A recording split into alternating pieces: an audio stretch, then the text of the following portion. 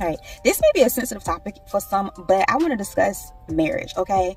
Me personally, I do not believe in marriage or marriage certificate or even the vows. I understand what has been said in the Bible, but I also understand the energy that is associated with marriage and your marriage certificate and license and what you're required to fill out through the government and the worldly standpoint.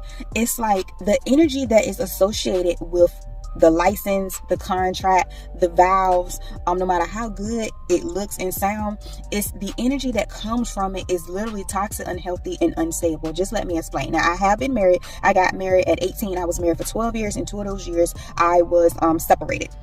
Okay, but it just seems like even just the term marriage, and when you go through it, it's a high percentage in divorce rates. People get married for superficial reasons, whether it is peer pressure, the glam, money, a fairy tale that you had ever since you was a child. You always just wanted to be married, or control, codependency, or just many different reasons. That's just what's at the top of my mind. Now, what I do believe in is having a divine, sacred union between you and the person that you have been guided towards, aligned with, and you probably have like some type of soul contract meant to be fulfilled this lifetime, where you do come together in a union, your own union, under the Most High, the universe, your angels, your ancestors, whatever term that you want to use, and it's more sacred and it's very spiritual, where you still do the same things that you would do in a marriage, but you don't have that government contract, if that makes sense. You know, the contract that you have with one another is a spiritual contract, is a spiritual union, and your covenant is spiritual. You're going to bring to birth something that you both were meant to create,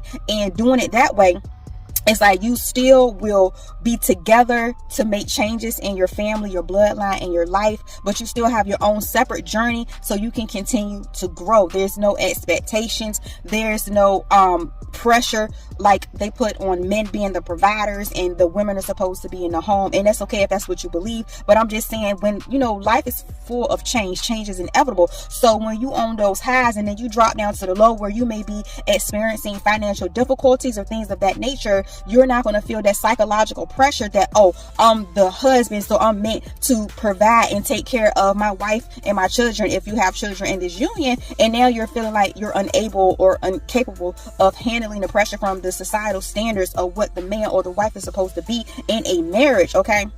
Which I feel like creates a lot of the other things that lead to marriage, which is going to be abuse, any type of abuse or adultery and things of that nature. Okay. So it's like marriage, it has expectations, and I'm not saying this is it for everyone, because there have been some people that I've seen, that I've known, and they have beautiful marriages through the highs and through the lows, and it's beautiful. Okay. But I'm just saying overall, just my perspective, just marriage. It's like when people get